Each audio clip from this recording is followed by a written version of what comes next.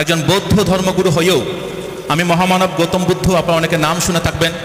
নবীজি কীরকম মানুষ ছিলেন যদি আপনারা একটু সবাই জানেন, যারা এখানে আছেন আমার থেকে অনেকে আল কোরআন সম্পর্কে ভালো জানেন, অনেকে পবিত্র হাদিস সম্পর্কে ভালো জানেন। আমিও কখনো কখনো এই আল হাদিস আল কোরআন একটু। আসুন দেখি বৌদ্ধ ধর্মগ্রন্থগুলোতে আমাদের নবীজি সম্পর্কে কি বলা হয়েছে। প্রায় সব বৌদ্ধ ধর্মগ্রন্থে আছে যে ভবিষ্যতে একজন মাইত্রী আসবেন আর চিক্কবতী সিংহ। একজন বৌদ্ধ ধর্মের হিন্দু পণ্ডিত একই বললেন আমাদের নবীজি সম্পর্কে, যা আপনি শুনলে কিন্তু অবাক হয়ে যাবেন। হ্যাঁ প্রিয় দর্শক, একজন বৌদ্ধ ধর্মের হিন্দু পণ্ডিত আমাদের নবীজি সম্পর্কে এমন কিছু বললেন যা পুরো বিশ্বের মানুষ অবাক যাচ্ছেন। এই ভিডিওটি সম্পূর্ণ দেখলে আপনারা বুঝতে পারবেন সেই বৌদ্ধ ধর্মের হিন্দু পণ্ডিতটি আমাদের নবীজি সম্পর্কে এমন কি বললেন যা শুনলে আপনি কিন্তু অবাক হয়ে যাবেন। আর এদিকে ডাক্তার জাকির নায়েক বৌদ্ধ ধর্মগ্রন্থে নবীজি সম্পর্কে কি লেখা আছে, ডাক্তার জাকির নায়েক কিন্তু মাশাআল্লাহ খুবই সুন্দর কিন্তু বক্তব্য রেখেছেন। তো অতি অবশ্যই ডাক্তার জাকির নায়েকের বক্তব্যটি কিন্তু আপনারা মিস করবেন না। ডাক্তার জাকির নায়েক কিন্তু খুবই সুন্দর লেকচার দিয়েছেন বৌদ্ধ ধর্মে আমাদের নবীজি সম্পর্কে কি লেখা আছে। আর এদিকে বৌদ্ধ ধর্মের হিন্দু পণ্ডিতটি নবীজি সম্পর্কে যা বললেন আপনি শুনলে কিন্তু অবাক হয়ে যাবেন। তো ভিডিও শুরু করার আগে আপনারা যদি এরকম ইসলাম প্রচারের ভিডিও দেখতে চান তো অতি অবশ্যই কিন্তু আমাদের আল্লাহ রাস্তা চ্যানেলটিকে সাবস্ক্রাইব করে রাখবেন। তো চলুন আমরা প্রথমে সেই বৌদ্ধ ধর্মের হিন্দু পণ্ডিতটি কথাগুলো শুনে নেব, তারপরে আমরা ডাক্তার জাকির নায়েকের সেই উত্তরটি শুনে আসবো বৌদ্ধ ধর্ম কি লেখা আছে নবীজি সম্পর্কে। চলুন আমরা সেই মূল ভিডিওটি দেখে আসি। বিসমিল্লাহির রহমানির রহিম। যে কারণে আজকের এই সভা আনন্দ তো নয়,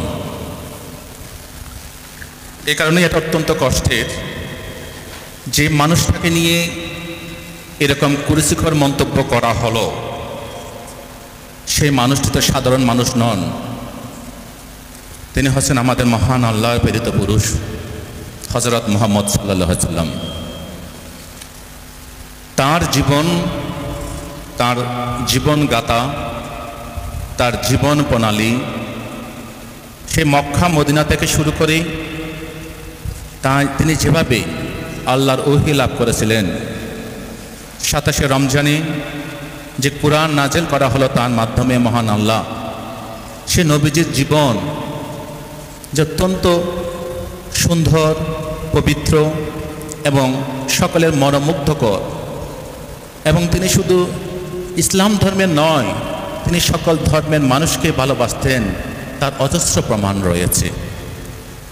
সেরকম মানুষ সম্পর্কে মন্তব্য করা, তাকে ছোট করার চেষ্টা করা, তার সম্পর্কে কুরুচিকর মন্তব্য করা, এটা শুধুমাত্র মুসলিম সমাজের উপর আঘাত নয়, এটা আমরা যারা ভারতবর্ষের সাধারণ মানুষ আছি, যারা সম্প্রীতির মানুষ আছি, যারা আমরা বিশ্বাস করি ভারতবর্ষে যতটুকু অধিকার হিন্দুদের রয়েছে ততটুকু অধিকার রয়েছে মুসলমানদের, সে মানুষগুলোর কাছে অত্যন্ত কষ্টের, অত্যন্ত বেদনার।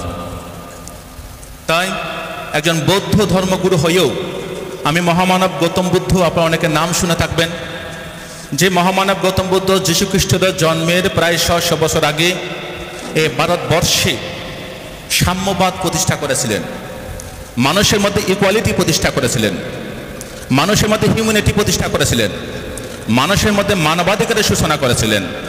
সে ভগবান গৌতম বুদ্ধের একজন আমি শিষ্য, যে বুদ্ধ বলে গেছিলেন অহিংসা পরম ধর্ম। এই অহিংসা পরম ধর্মের আদর্শ আমরা যুগে যুগে দেখতে পাই সকল মানুষের মধ্যেই। তাই নবীজি কীরকম মানুষ ছিলেন যদি আপনারা একটু সবাই জানেন, যারা এখানে আছেন আমার থেকে অনেকে আল কোরআন সম্পর্কে ভালো জানেন, অনেকে পবিত্র হাদিস সম্পর্কে ভালো জানেন। আমিও কখনো কখনো এই আল হাদিস আল কোরআন একটু নাড়াচাড়া করে একটু পড়াশোনা করার চেষ্টা করি। আপনারা জেনে সুখী হবেন যে আমরা বিশ্বাস করি, প্রথমে আমি আপনাদের প্রত্যেককে, যারা আমাদের সংখ্যালঘু সম্প্রদায়ের মানুষ আছেন, প্রত্যেকে আন্তরিক ধন্যবাদ, কৃতজ্ঞতা জ্ঞাপন করব।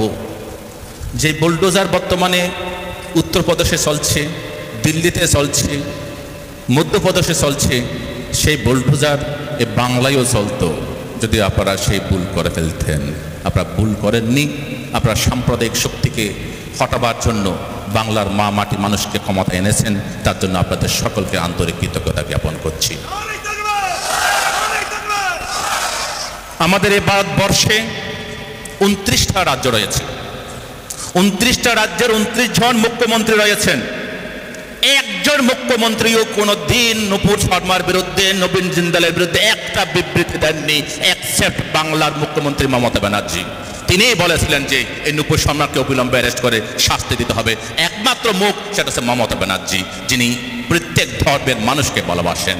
তাই তিনি নবীজির এই অসম্মানকেও তার টুইটের মধ্য দিয়েই তিনি প্রতিবাদ জানিয়েছিলেন, আর একজন মুখ্যমন্ত্রীও প্রতিবাদ করেননি। আজকে এই কথার মধ্য দিয়ে, নবীজিকে অসম্মানের মধ্য দিয়ে লাভটা কার হলো? সত্যি কি হিন্দুদের লাভ হয়েছে? যদি হিন্দুদের লাভ হতো, স্বপ্না বাদুড়ি এখানে এসে এত সুন্দর কথা বলতেন না। হিন্দুদের কোনো লাভ হয়নি। আমরা যারা ভারতবাসী এসে আমাদের লাভ হয়েছে না, তাও হয়নি। কারণ ভারতবর্ষের সুনাম সুখ্যাতি, ভারতবর্ষের ঐতিহ্য, ধর্ম নিরপেক্ষতা, যে আমি যখন রাস্তা দিয়ে আসছিলাম তখন কোনো একজন বক্তা বলছিলেন যে ভারতবর্ষের সংবিধান আমাদের বাবা সাহেব ডক্টর বি.আর. আম্বেদকর দিয়ে গেছিলেন, যে ভারতবর্ষের সংবিধানের সর্বধর্ম সমন্বয়ের কথা বলা হয়েছে, যে ভারতবর্ষের সংবিধানের সার্বভৌমত্বের কথা বলা হয়েছে, বা মানুষের স্বাধীনতার কথা বলা হয়েছে। সেই জায়গায় দাঁড়িয়ে আমরা প্রতি পদে পদে এখন ভারতবর্ষের এই সংবিধানকে পদানত করার চেষ্টা করছি আমাদের কেন্দ্রের সরকার, বিজেপি সরকার। কে কি খাবে, কে গরুর মাংস খাবে, কে ছাগলের মাংস খাবে, সেটা নির্ধারণ করে দেবে সরকার। কে চলবে, কে নামাজ পড়বে, কে মন্দিরে যাবে, সেটা নির্ধারণ করে দেবে সরকার। এটা সরকারের কাজ নয়। সরকারের কাজ হচ্ছে মানুষকে ভালোবাসা। ভারতবর্ষের সকল নাগরিক যারা এই ভারতবর্ষের ভোটাধিকার রয়েছে, এই ভারতবর্ষের নাগরিকতা রয়েছে, তাদের সকলের মান সম্মান, তাদের প্রাণের দায়িত্ব নিয়ে কাজ করার দায়িত্ব রয়েছে সরকারের। কে খাবে, কে পড়বে, কে কি বলবে না বলবে, তার দায়িত্ব সরকারের নয়। আমরা দুর্ভাগ্য, 2014 সালে যে সরকার ইউপিএকে ক্ষমতা থেকে সরিয়ে এনডিএ সরকার আসলো, আপনারা খেয়াল করেছেন? প্রথমে করেছিল এনআরসি, তারপরে করেছে সিএএ। এগুলো করার পরে তারপরে রামনবমী থেকেই মসজিদে তেরঙ্গা পতাকা লাগানো, তারপরে শুরু করেছে জয় শ্রীরাম ধ্বনি দিয়ে আদিবাসী, সংখ্যালঘু, মুসলিম, দলিত বিভিন্ন জনকে বিভিন্নভাবে কষ্ট দেয়া। তারপর শুরু করেছে ধর্মগুরুকে নিয়ে অপমান করা। যে ধর্মগুরু অপমান করা হলো, আমি একজন বৌদ্ধ ধর্মগুরু হয়েও তাকে সম্মান করি। ভগবান গৌতম বুদ্ধ আমাদের বলেছেন, পূজা কুলাবাতে পূজাং বান্দা কুপাটি বান্ধানাং। যারা সম্মানীয় ব্যক্তিকে সম্মান করে, যারা পূজনীয় ব্যক্তিকে পূজা করে, তারা পূজা সম্মান লাভ করে থাকে। নবীজি কিরকম মানুষ ছিলেন আপনারা অনেকে জানেন। অনেকে মনে করেন যে নবীজি খুব কঠোর মানুষ ছিলেন। না, নবীজি হযরত মুহাম্মদ সাল্লাল্লাহু আলাইহি ওয়াসাল্লাম তিনি ছিলেন পয়গম্বর, মানুষের প্রতি অত্যন্ত দরদি। আপনারা জানেন সেই সময় ইহুদিদের সাথে যে মক্কা মদিনায় যে লড়াই চলছিল, ইহুদিরা ছিল আমাদের নবীজির প্রধান এবং প্রথম শত্রু। সেই একই যে ইহুদি ভদ্র মহিলা নবীজিকে একদম দেখতে পারতেন না। নবীজি যেদিন যে পদ্মরে প্রতিদিন নামাজ আদায় করতে মসজিদে যেতেন, সেই ভদ্র মহিলা কি করতেন? ইহুদি ভদ্র মহিলা তিনি প্রতিদিন দুনিয়ার নোংরা জিনিসগুলো সব রাস্তার মধ্যে নেফে দিতেন। কেন? নবীজি তো উঁচু পা করে নামাজ পড়তে যাচ্ছেন, তার প্রতিমধ্যে যদি ময়লা থাকে তাহলে তার নাপাক হয়ে যাবেন, নামাজ জায়েজ হবে না। সেই ভদ্র মহিলা, ইহুদি ভদ্র মহিলা তাই ভাবতেন। কিন্তু নবীজি তিনি তো মন শুদ্ধ, অন্তর শুদ্ধ, তিনি গিয়ে নামাজ আদায় করতেন। প্রতিদিন তাই হতো, প্রায় চলছিল। একদিন নবীজি যখন যাচ্ছেন, দেখলেন যে সেই জায়গার মধ্যে কোনো ময়লা নেই, রাস্তা পরিষ্কার। নবীজি ভাবলেন কি হলো, এই ভদ্র মহিলা কোথায় গেলেন, যিনি প্রতিদিন আমার নামাজে যাওয়ার প্রতি ময়লা ফেলতেন, কাদা ফেলতেন, নোংরা ফেলতেন। তিনি খবর নিলেন তিনি কোথায় থাকেন। চলে গেলেন সেই বৃদ্ধা বুড়িমার কাছে, গিয়ে বললেন, দেখলেন যে তিনি বিছানায় শায়িত। নবীজি বলছেন, মা তুমি কি অসুস্থ? বলছে, হ্যাঁ বাবা, তুমি কে? বলছে, আমি সেই হযরত মুহাম্মদ, যিনি প্রতিদিন নামাজ আদায় করতে যাওয়ার সময় তুমি নাপাক করার জন্য ময়লা ফেলতে। আজকে আমি দেখলাম রাস্তার মধ্যে কোনো ময়লা নেই, কোনো কাদা নেই। আমি বুঝতে পারলাম তুমি আর কোনো ক্ষতি হয়েছে, তোমার কোনো অসুবিধা হয়েছে, তাই তোমাকে আমি দেখতে ছুটে আসলাম। আমি আল্লাহর কাছে দোয়া করছি, মা তুমি সুস্থ হয়ে যাও, তুমি ভালো হয়ে যাও। নবীজির এই আদর্শটা আমাদের কাছে উদ্দেশ্য, এই নবীজির এই আদর্শটা আমাদের কাছে আদর্শ। এই আদর্শের মধ্য দিয়ে নবীজি ভারত শুধু মক্কা মদিনা নয়, সারা বিশ্বকে ইসলাম ধর্মের মধ্যে প্রবর্তিত করেছিলেন। সেই নবীজির নামে কুরুচিকর মন্তব্য যাকে নিয়ে করলেন, মা আয়েশা, তিনি ছিলেন তৎকালীন সর্বশ্রেষ্ঠ গুণী ভদ্র মহিলা। আপনারা অনেকে জানেন যে আমাদের নবীজির প্রায় 11 জন বিবি ছিল, তার তার মধ্যে সবচেয়ে কনিষ্ঠ ছিলেন আয়েশা মা। এই আয়েশা ছিলেন সবচেয়ে জ্ঞানী এবং গুরুগম্ভীর ভদ্র মহিলা, যিনি পবিত্র আল কোরআন নবীজির পরে এই ভারত মক্কা মুদ্রার মধ্যে তিনি আল হাদিসকে তিনি রপ্ত করেছিলেন এবং সেগুলো প্রসার করার দায়িত্ব নিয়েছিলেন সেই মা আয়েশা। তাদের দুজনকে নিয়ে করল মন্তব্য নূপুর শর্মা। একটু গভীর করে ভাবুন, যারা বুদ্ধিমান আছেন একটু গভীরভাবে ভাবুন, কেন এটা হলো? এটা কি নূপুর শর্মা করেছে? না, নূপুর শর্মাকে দিয়ে কেউ করিয়েছে। খুব ভাববেন, ভাবনাটা হচ্ছে একটাই, ওরা জানে যে মুসলমানদেরকে যদি কোনোভাবে আঘাত করা হয়, যখন সিএ হলো আমরা আন্দোলন করলাম, এনআরসি হলো আমরা আন্দোলন করলাম, তার প্রতিবাদে বিভিন্ন সময় যখন বুলডোজার চালালো আমরা তবু শান্তিপ্রিয় আন্দোলন করলাম, তখন তারা দিলটা মারলো একদম নবীজির গায়ে, যাতে পুরো মুসলিম জনতা যেন কেঁপে ওঠে। কেঁপে ওঠে কি করবে? তাদের একটাই লক্ষ্য, হিন্দুদের থেকে মুসলিমদের আলাদা করো, হিন্দু ভাইদের থেকে মুসলিমদের সম্পর্কে একটা বিরূপ প্রতিক্রিয়া সৃষ্টি করা, বিরূপ মনোভাব তৈরি করো, যাতে হিন্দু মুসলিমের মধ্যে একটা বিভাজন রেখা তৈরি হয়। কিন্তু এই বাংলায় দেখাতে পারে, এখানে কোনো বিভাজনের রেখা হতে পারে না। এই বাংলা সম্প্রীতির বাংলা, এই বাংলা হিন্দু মুসলিম বৌদ্ধ খ্রিস্টান জৈন শিখ সকল ধর্মের আদর্শের বাংলা। এই বাংলায় আমরা কোনোদিন এরকম বিবাদ মানবো না, মানতে পারি না। আমরা সবাই এক আছি, এক থাকবো। আজকে এই নূপুর শর্মা বলুন, এই সিএএ বলুন, এই এনআরসি বলুন, এইসব আন্দোলন আজকে স্বপ্ন বাদুরীকে তৈরি করে, এইসব আন্দোলন অরুণজ্যোতি ভিক্ষুকে এরকম মুসলিম সমাজে নিয়ে আসে। আমি আসার আগেই আজকে ধর্মতলা রানীর আসমনি রোডে আমাদের জমিয়তুল উলামা হিন্দের প্রায় 2 লক্ষ মানুষের সমাবেশ ছিল, সেখানে আমরা মিটিং করে এখানে আসলাম। তো এই আন্দোলন আপনাদেরকে অবশ্যই করতে হবে, এটা কিন্তু শেষ নয় মুসলিম ভাই বোনেরা, এটা কিন্তু শেষ নয়। এরপর আরো বড় আঘাত আসবে, এরপর আরো বড় আঘাত আমাদের জন্য অপেক্ষা করছে, খেয়াল রাখবেন। কিন্তু কখনো কোনো অবস্থায় যারা নবীজিকে ভালোবাসেন, যারা আল হাদিসকে ভালোবাসেন, যারা আল কোরআনকে ভালোবাসেন, তারা কখনো আইন হাতে তুলে নেবেন না, শান্তিভাবে শান্তিপ্রিয়ভাবে আন্দোলন করবেন। কখনো ভাববেন না যে আপনাদের থেকে যারা গাড়ি করে যাচ্ছে সেই মানুষগুলো আলাদা, তারা ভাববেন সবাই আল্লাহর প্রেরিত পুরুষ, তারা আমাদের ভাই। তাই কোনো গাড়ি ভাঙা, কোনো থানাতে আগুন দেওয়া, কোনো গাড়িতে আগুন দেওয়া, এই কাজ কখনো করতে যাবেন না। আপনারা যারা এখানে আছেন, যারা আজকে এখানে প্রায় কয়েক হাজার মানুষ আছেন, আপনারা প্রত্যেকে এক একজন আল্লাহর মেসেঞ্জার হন, নবীজির মেসেঞ্জার হন, আল হাদিসের মেসেঞ্জার হন, আল কোরআনের মেসেঞ্জার হন। আমাদের একটাই লক্ষ্য, আমাদের নবীজির বিরুদ্ধে যে আন্দোলন, যে কুরুচিকর মন্তব্য হয়েছে, আমরা তার অবশ্যই প্রতিবাদ করব, তাকে আমরা ধিক্কার জানাবো, তাতে আমরা বিক্ষোভ করবো। যতক্ষণ নূপুর শর্মা এবং নবীন জিন্দাল গ্রেপ্তার না হবে, ততক্ষণ আমাদের আন্দোলন শান্তিপ্রিয়ভাবে সারা বাংলা নয়, সারা ভারতবর্ষে নয়, সারা বিশ্বের মধ্যে চলছে, এই আন্দোলন চলবে। কিন্তু ভাইয়েরা সবসময় মাথা রাখবেন যে আমরা কখনো অশান্ত হব না, আমরা কখনো ভাঙচুরের রাস্তায় যাব না। সেই দিন যখন আসবে তখন ডাক আসবে, যেদিন জিহাদ ঘোষণা হবে সেদিন নামবেন, এখন নয়, এখন সময় নয়। আমাদেরকে মাথায় রাখবেন যে আমাদের হিন্দু মুসলিমদের মধ্যে আলাদা বিভাজন রেখা তৈরি করে 2024 ইলেকশন জেতার পায়তারা করছে এই সরকার। 2024 ইলেকশন যখন সামনে আসছে, তখন এরকম কাণ্ডগুলো ঘটায়। আপনারা খেয়াল করবেন, প্রতিবার ইলেকশন আগে এরকম কাণ্ড ঘটাবে, হিন্দু মুসলিম আলাদা করে হিন্দু ভোটগুলোকে একাট্টা করার চেষ্টা করবে। তাই আপনারা সবসময় চেষ্টা করবেন। নবীজি কি করতেন? আপনাদের আজকে নবীজির জন্য আমরা গলা ফাটাচ্ছি, সেই নবীজি কিরকম মানুষ ছিলেন, তিনি কি করতেন? তার রাস্তায় যখন কাঁটা ফেলা হতো, তিনি কাঁটা বিশেষ সরিয়ে দিতেন। তিনি কারো রাস্তায় কোনোদিন কাঁটা হয়ে দাঁড়াননি। তিনি কি বলেছেন? তিনি বলেছেন যে তোমার প্রতিবেশী, তিনি ইহুদি হতে পারে, তিনি কুরাইশ হতে পারে, তিনি নন মুসলিম হতে পারে, কিন্তু তোমার প্রতিবেশী যদি না খেয়ে ঘুমিয়ে থাকে, তুমি যদি খাও, সেটা তোমার জায়েজ হবে না। কত বড় কথা যে তুমি তোমার প্রতিবেশীকে ভালোবাসো, তোমার প্রতিবেশীর প্রতি তুমি সম্মান করো। এইরকম কথাগুলো নবীজির মুখ থেকে বেরিয়েছিল। আপনারা জানেন, একদিন এক ইহুদির লাশ নিয়ে যাওয়া হচ্ছিল। হযরত মুহাম্মদ সাল্লাল্লাহু আলাইহি সাল্লাম তিনি দেখতে পেলেন যে একটা লাশ যাচ্ছে। নবীজি সরে দাঁড়ালেন, তাকে তার জন্য আল্লাহর কাছে দোয়া করলেন। তখন তার যারা সখী ছিল, যারা সহস্র ছিল, তারা বলছেন, নবীজি, হযরত মুহাম্মদ আপনি এটা কি করছেন? এটা বিধর্মী, এটা বিধর্মী লাশ, আপনি বিধর্মীর জন্য এটা কেন করছেন?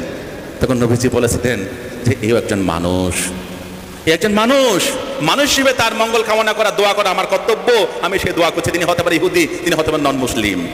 তো সেই রকম আমাদের নবীজির প্রতি যদি অসম্মান করা হয়, কুরুচিকর মন্তব্য করা হয়, তাহলে আমরা কখনো চুপ থাকতে পারি না। এটাই মাথা রাখবেন। এই বাংলায় আমরা হিন্দু মুসলিম বৌদ্ধ খ্রিস্টান জৈন শিখ আমরা প্রিয় দর্শক, শুনলেন সে বৌদ্ধ ধর্মের হিন্দু পণ্ডিতের কথা। এবার চলুন ডাক্তার জাকির নায়েকের কথাটা শুনে নেব বৌদ্ধ ধর্মগ্রন্থে কী লেখা আছে নবীজি সম্পর্কে। মাসালা এই নিয়ে কিন্তু ডাক্তার জাকির নায়েক খুবই সুন্দর লেকচার দিয়েছেন। তো ডাক্তার জাকির নায়েকের ভিডিওটি কিন্তু আপনারা স্কিপ করবেন না। চলুন আমরা সেই মূল ভিডিওটি দেখে আসি ডাক্তার জাকির নায়েক কী লেখা আছে বৌদ্ধ ধর্ম গ্রন্থে। ডাক্তার জাকির নায়েক কিন্তু প্রমাণ করবেন। চলুন আমরা ডাক্তার জাকির নায়েকের ভিডিওটি দেখে আসি। আসুন দেখি বৌদ্ধ ধর্মগ্রন্থগুলোতে আমাদের নবীজি সম্পর্কে কি বলা হয়েছে। প্রায় সব বৌদ্ধ ধর্মগ্রন্থে আছে যে ভবিষ্যতে একজন মাইত্রী আসবেন।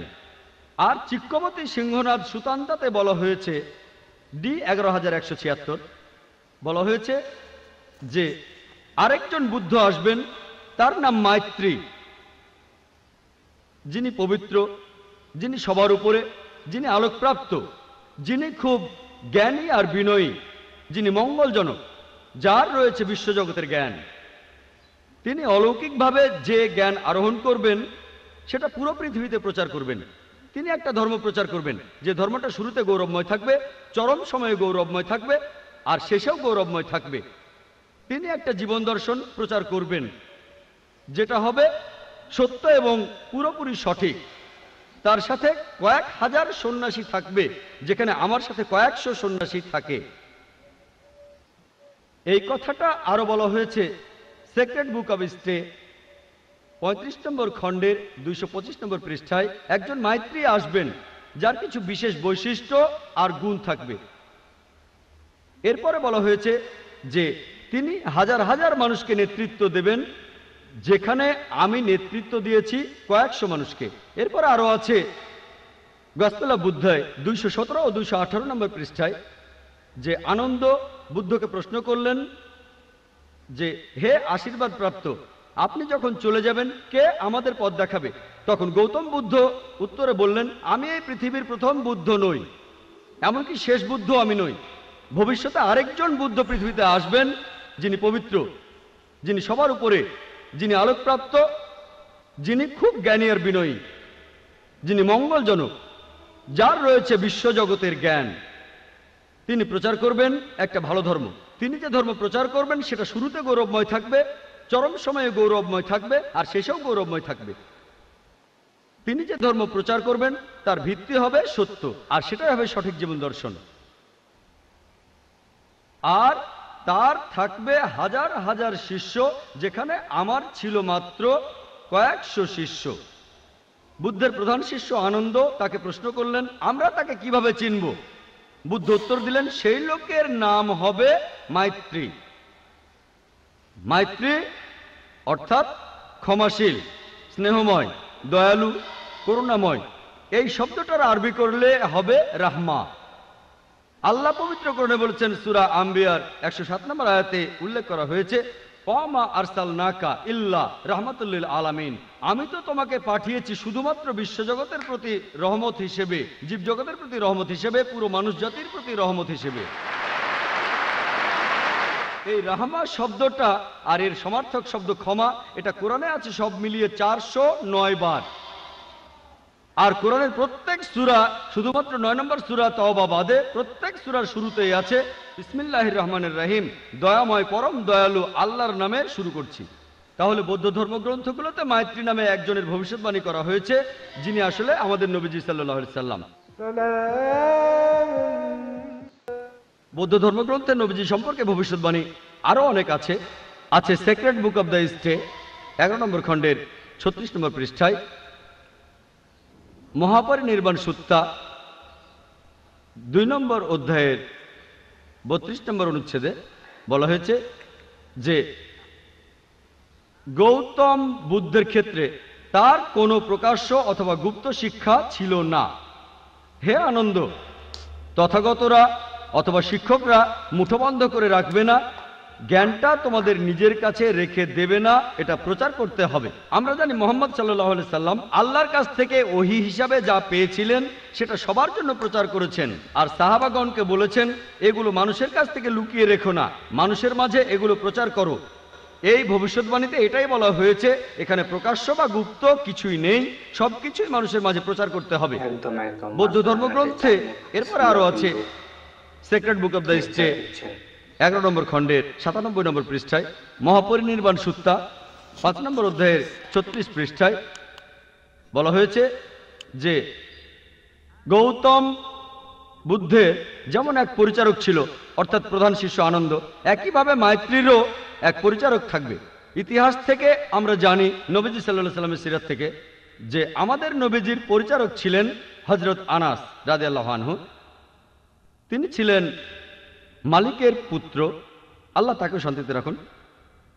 আর হযরত আনাস রাদিয়াল্লাহু আনহু বলেছেন, আমার বাবা মা 8 বছর বয়সে আমাকে নবীজির হাতে তুলে দেন। তার মা নবীজিকে বলেছিলেন, হে আল্লাহর রাসূল, একে আপনার পরিচারক হিসেবে গ্রহণ করুন। আর হযরত আনাস রাদিয়াল্লাহু আনহু বলেছেন যে নবীজি সাল্লাল্লাহু আলাইহি সাল্লাম তাকে দেখতেন নিজের ছেলের মতোই। আর আমরা জানি হযরত আনাস রাদিয়াল্লাহু আনহু সবসময় নবীজির সঙ্গে থাকতেন, শান্তির সময় থাকতেন, যুদ্ধের সময়ও থাকতেন, নিরাপত্তার সময় থাকতেন, বিপদের সময়ও থাকতেন। এভাবে আনন্দের সাথে তার তুলনা করা যায়। যখন গৌতম বুদ্ধের দিকে একটা পাগলা হাতি তেড়ে আসলো, আনন্দ তখন বুদ্ধের সামনে গিয়ে দাঁড়িয়েছিলেন। আমরা জানি একইভাবে হযরত আনাস রাদিয়াল্লাহু আনহু উহুদের যুদ্ধের সময়, তার বয়স 11 বছর, সেই যুদ্ধে যখন শত্রুরা নবীজিকে ঘিরে ফেললো, হযরত আনাস রাদিয়াল্লাহু আনহু নবীজির পাশে ছিলেন। এরপর হুনাইনের যুদ্ধে তার বয়স যখন 16 বছর, শত্রুপক্ষের তীরন্দাজরা নবীজিকে ঘিরে ফেললো, তখনও হযরত আনাস রাদিয়াল্লাহু আনহু নবীজির পাশে ছিলেন। এভাবে আনন্দের সাথে তাকে তুলনা করা যায়। বুদ্ধের দিকে পাগলা হাতি তেড়ে এলে আনন্দ দাঁড়িয়েছিলেন বুদ্ধের সামনে গিয়ে। তাহলে এই ভবিষ্যৎবাণীটাও সত্য হয়েছে যে মাইত্রীর এক পরিচারক থাকবে। এরপর আরো আছে গসপেল অফ বুদ্ধাতে 214 নম্বর পৃষ্ঠায়, যে এই যে মাইত্রী আসবেন, অন্য যে বুদ্ধ আসবেন, তার 6টা গুণ থাকবে। প্রথমটা হচ্ছে তিনি আলোকপ্রাপ্ত হবেন রাতের বেলায়। 2 নম্বর, আলোকপ্রাপ্ত হওয়ার পরে তিনি উজ্জ্বল হবেন। 3 নম্বর, তিনি স্বাভাবিকভাবে মারা যাবেন। 4 নম্বর, তিনি রাতের বেলায় মারা যাবেন। 5 নম্বর, মারা যাওয়ার সময় তিনি উজ্জ্বল হবেন। আর 6 নম্বর হচ্ছে তিনি মারা যাওয়ার পরে তাকে এই পৃথিবীতে আর কখনো সশরীরে দেখা যাবে না। এই 6টা গুণাবলী পাওয়া যায় শুধুমাত্র আমাদের নবীজি মুহাম্মদ সাল্লাল্লাহু আলাইহি সাল্লামের মধ্যেই। আমরা জানি যে নবীজি প্রথম ওহী তিনি পেয়েছিলেন রাতের বেলায়। আর পবিত্র কোরআনে সূরা দুখানের 2 ও 3 নম্বর আয়াতে উল্লেখ করা হয়েছে। এছাড়াও সূরা কদরের 1 নম্বর আয়াতে আছে যে কোরআন নাজিল হয়েছিল মহিমান্বিত রাতে। এরপরে আছে তিনি উজ্জ্বল হবেন। আমরা জানি যে আমাদের নবীজি তখন উজ্জ্বল হয়েছিলেন, আলোকিত হয়েছিলেন। এরপরে আছে তিনি স্বাভাবিকভাবে মারা যাবেন। আমরাও জানি নবীজি স্বাভাবিকভাবে মারা গিয়েছিলেন। 4 নম্বর, তিনি মারা যাবেন রাতের বেলায়। আর আয়েশা রাদিয়াল্লাহু আনহার বলা হাদিস থেকে আমরা জানি যে নবীজির ঘরে প্রদীপে কোনো তেল ছিল না, তিনি পাশের বাড়ি থেকে তেল ধার নিলেন। অর্থাৎ নবীজি মারা যাওয়ার সময় তখন রাত ছিল। এরপরে আছে যে তিনি মারা যাওয়ার সময় উজ্জ্বল হয়ে যাবেন। আর হযরত আনাস রাদিয়াল্লাহু আনহু বলেছেন যে নবীজি মারা যাওয়ার সময় খুব উজ্জ্বল ছিলেন। এর পরেরটা হলো মারা যাওয়ার পরে তাকে আর কখনো সশরীরে দেখা যাবে না। আমরাও জানি যে নবীজি সাল্লাল্লাহু আলাইহি সাল্লাম সশরীরে আর ফিরে আসবেন না। মদিনায় তার রওজা রয়েছে, তাকে সশরীরে আর কখনো দেখা যাবে না। বৌদ্ধ ধর্মগ্রন্থে উল্লেখ করা এইসব কথা, এগুলো শুধুমাত্র নবীজি সাল্লাল্লাহু আলাইহি সাল্লামের বেলাতেই খাটে। বৌদ্ধ ধর্মগ্রন্থে এছাড়াও বলা হয়েছে, the sacred book of the stay 10 নম্বর খণ্ড 68 নম্বর পৃষ্ঠা বলা হয়েছে যে তথাগতরা তারা শুধু প্রচার করবে। অর্থাৎ যে বুদ্ধরা আসবেন তারা শুধু প্রচার করবেন। আর আল্লাহ বলেছেন সূরা গাশিয়ার 21 নম্বর আয়াতে উল্লেখ করা হয়েছে, ফাযাক্কির ইন্নামা আনতা মুযাক্কির। আল্লাহ নবীজিকে বলছেন তোমার কাজ ধর্ম প্রচার করা, হেদায়েত করা, সেটার মালিক আল্লাহ সুবহানাহু ওয়া তাআলা। এছাড়াও আছে sacred book of the stay 10 নম্বর খণ্ড 67 নম্বর পৃষ্ঠায়, যে স্বর্গে যেতে হলে তোমার ভালো কাজগুলোরও প্রয়োজন হবে, তোমার ভালো কাজগুলোরও প্রয়োজন হবে তুমি যদি স্বর্গে যেতে চাও। আল্লাহ কোরআনে বলছেন সূরা আসরের 1 থেকে 3 নম্বর আয়াতে, ওয়াল আসর ইন্নাল ইনসানা লাফি খুসর ইল্লা আল্লাযিনা আমানু ওয়া আমিলুস সলিহাতি ওয়া তাওয়াসাউ বিল হাক্কি ওয়া তাওয়াসাউ বিস সবর। অর্থাৎ দুর্ভোগ তাদের যারা সামনে ও পেছনে লোকের নিন্দা করে, তারা বাদে যাদের বিশ্বাস আছে, ন্যায়নিষ্ঠতা আছে, যারা মানুষকে সত্যের পথে আনে, যারা মানুষকে ধৈর্য আর অধ্যবসায়ের পথে আনে। বেহেশতে যাওয়ার জন্য একটা শর্ত হলো আমালিস সলিহাত, ন্যায়নিষ্ঠতা, যে কথা বৌদ্ধ ধর্মগ্রন্থ আছে। এছাড়াও ধম্মপটে উল্লেখ করা আছে মাত্তই সুত্তা 151। এখানে সর্বশেষ বুদ্ধ বা মাতৃর বর্ণনা দেওয়া আছে। বলা হয়েছে তিনি হবেন মানুষ জাতির প্রতি করুণা, তিনি হবেন ভদ্র, তিনি হবেন মানুষের জন্য দৃষ্টান্ত, তিনি হবেন দয়ালু, আর তিনি হবেন সত্যবাদী। এই সব কথাগুলো খাটে শুধুমাত্র সর্বশেষ ও চূড়ান্ত নবী মুহাম্মদ সাল্লাল্লাহু আলাইহি সাল্লামের বেলায়। এই হলো সংক্ষেপে বৌদ্ধ ধর্মগ্রন্থে মুহাম্মদ সাল্লাল্লাহু আলাইহি সাল্লামের বর্ণনা। তো প্রিয় দর্শক, শুনলেন সেই হিন্দু পণ্ডিতের কথাগুলো আর ডাক্তার জাকির নায়েকের কথাগুলো। তো ভিডিওটি আপনাদের কেমন লাগলো অতি অবশ্যই কমেন্ট বক্সে কমেন্ট করে জানাবেন। ডাক্তার জাকির নায়েক কিন্তু আমরা এই জন্য জানতে কম্পিউটার বলে থাকি। তো ডাক্তার জাকির নায়েক মাশাআল্লাহ খুবই সুন্দর কিন্তু উত্তর দিলেন, তিনি বুঝিয়ে দিলেন বৌদ্ধ ধর্মে আমাদের নবীজি সম্পর্কে কী কী লেখা আছে। মাশাআল্লাহ খুবই সুন্দরভাবে কিন্তু তিনি বুঝিয়ে দিলেন। তো ভিডিওটি আপনাদের কেমন লাগলো অতি অবশ্যই কমেন্ট বক্সে কমেন্ট করে জানাবেন। আর এরকম ইসলামিক পর্যায়ে ভিডিও দেখতে হলে কিন্তু অতি অবশ্যই আমাদের আল্লাহর চ্যানেলটিকে সাবস্ক্রাইব করে দেবেন। তো ভিডিওটিকে বেশি বেশি করে শেয়ার করে দিবেন, আমাদের মা বন্ধুকে দেখার সুযোগ করে দিবেন। তো দেখা হবে নতুন একটি ভিডিওর সাথে।